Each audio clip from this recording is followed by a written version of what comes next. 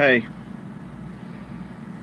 since my other live didn't work that well, I'm gonna have to tell you the story again.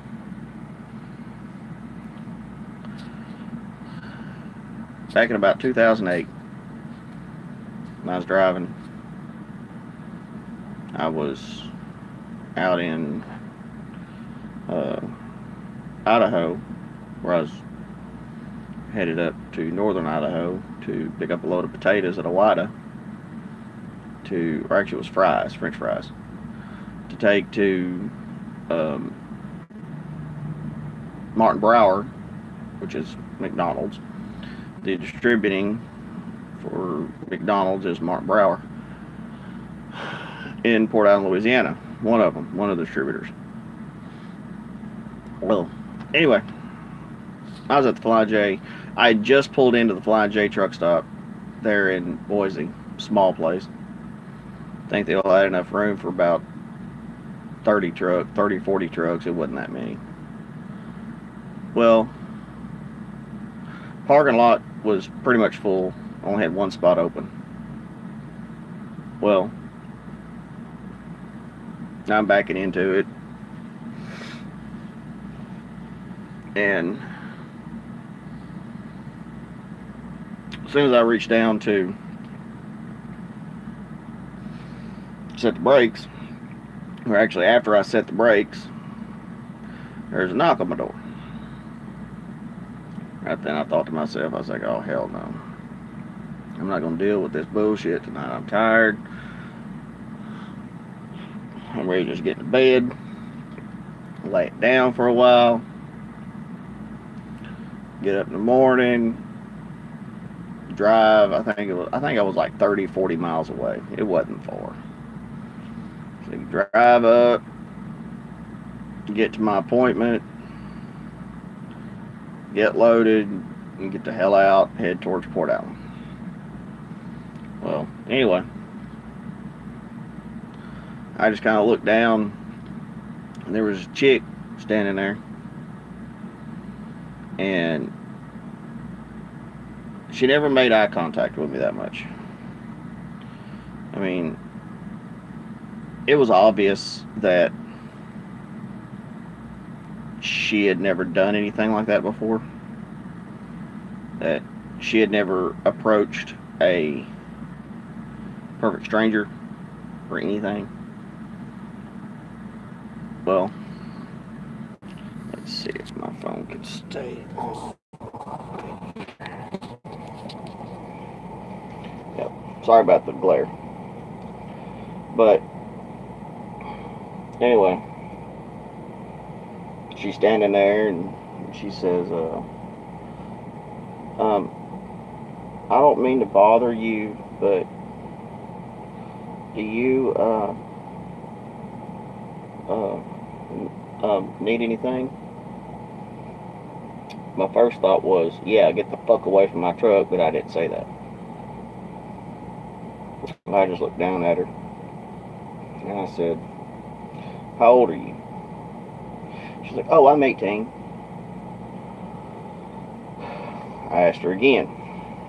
I said, how old are you? She said, well, I'm 18. I looked at her and I said, that's bullshit. You ain't 18. I said, you will be 18, but you ain't 18 now. She said, oh, no, I am. I said, I'll tell you what. Since you done lied to me, get your ass to pass your seat. I unlocked the door, and she got in the truck, sat down. She started to go in the back, and I put my arm like this between the seats, and I said, you ain't going nowhere. I said, you damn sure ain't going in the back, because I ain't going back there. I said, give me your phone.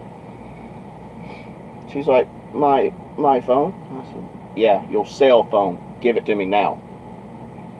She hands me her phone. It's a flip phone. Go to contacts. I go down. Just looking down. And it said mom/dad. Look at her and I said, "Is that your mom and dad?" She's like, "Oh, yeah. Oh my God, don't call them. Please don't call them." You know what? I'm gonna save your ass. Click. Called him up.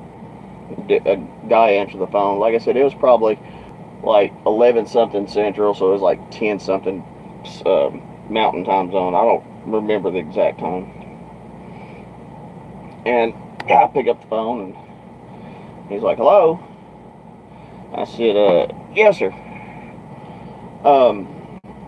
Are you?" And prior to this, I asked the girl's name. She told me. Like I said, I can't remember what her name was. I said, "Are you the father of such and such?" He's like, "Yeah, who is this?" I said, "Somebody that's saving your daughter's life. Now get up here to the truck stop, the Flying J truck stop in Boise. Get up here now." He's like, well, how did you get our number?" I said, "I'm calling you from her cell phone." I said, "Now, get up here to the truck stop." And he's like, all right, we're on our way. We'll be there in 10 minutes. So, okay. And she's almost on the verge of tears, crying. She's like, "Oh my God, I can't believe you called my mom and dad." I said, "How many guys have you been with tonight?" She's like, "I haven't been with anybody." It's okay. "How many guys have you been with, period?" She's like, "Well, none. Why?" And I said, "Do you have any idea why you're out here doing what you're doing?" She says, "Well, my boyfriend said that if I truly love him, then I will do this." And I said, "You know what?" I said, "Your boyfriend's a fucktard."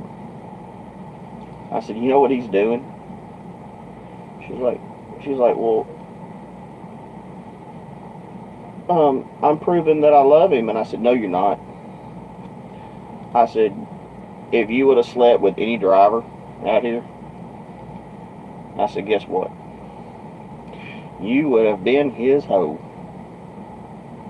And he's the pimp. He was going to be pimping you out to all these strange truck drivers.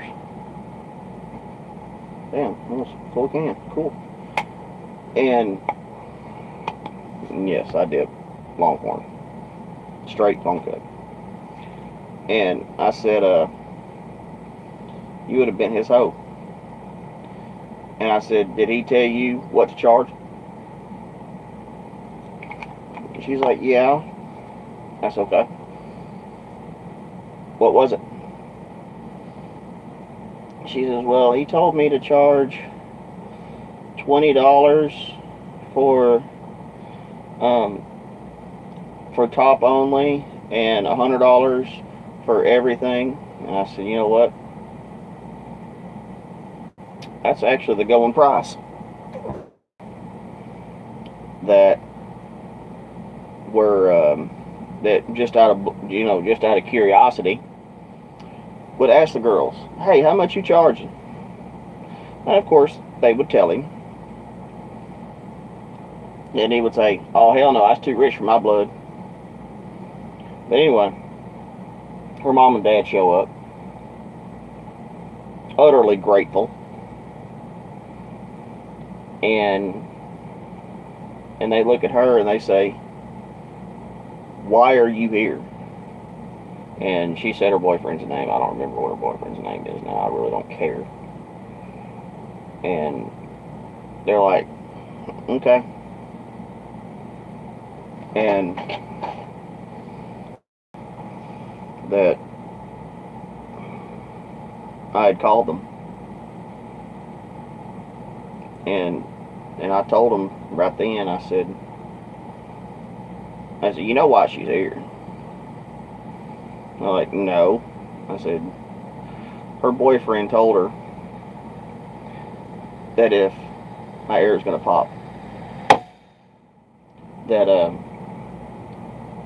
if she truly loved him, then she would do this. And they, you know, said what they did, and so they were going to get him for all this kind of stuff, and then we exchanged phone numbers.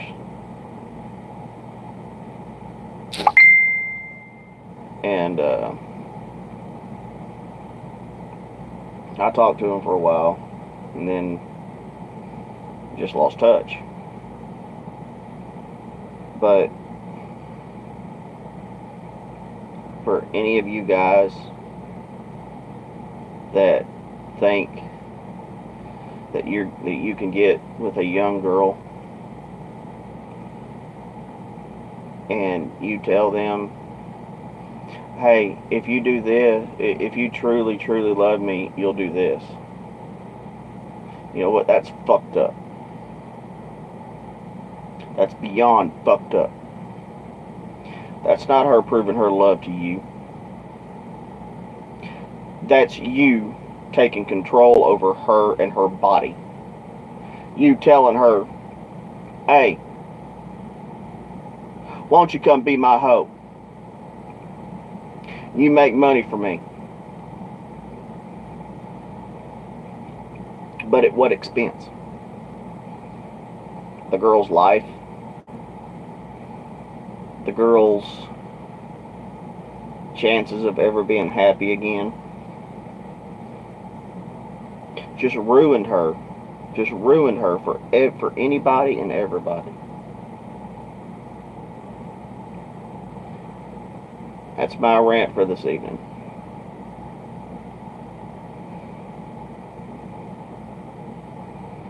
But any of you young punks that think that a girl is nothing but a piece of ass, you got another thing coming. Girls are not only just a piece of ass. They're there to be with you. They're there to love you. And if you don't love them, then why the fuck are you with them? Because the sex is great? Well, let me tell you something. After a while,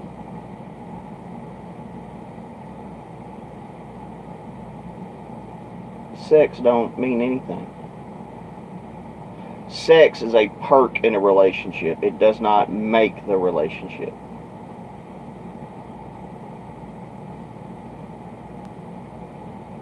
And until you get that through your thick heads, that you're just going to get with a girl just so you can get a piece of ass, and just so you can go back to your buddies and say, yeah, man, I banged the shit out of her. She gives good head, though. Well, guess what? You're practically doing the same thing. You're pimping her out to your friends. Because once you and her break up, one of your buddies is going to go to her, hey, you want to go out? You want to date? You know, we can go to the movies, we can go, you know, do this and that, this and that. Because they know that she'll give it up. Then once they break up, another one of his buddies is going to try and get with her. Then another one, then another one, then another one. Still, you and her aren't in a relationship anymore. But you're the one that started her with it. She could have been a virgin when y'all got together. And you deflowered her. And then now, you know, she thinks that the only way she's ever going to keep a guy is if she uses her body. Well, you know what? No matter what happens, a girl is never the same after she's had sex with the first guy with her very first guy. She's never the same. Sorry about that. But just remember that.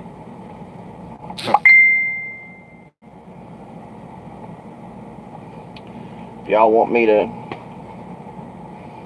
tell any more stories or something like that, let me know. And I'll try to do my best. Y'all have a good night. We'll catch you on the flip.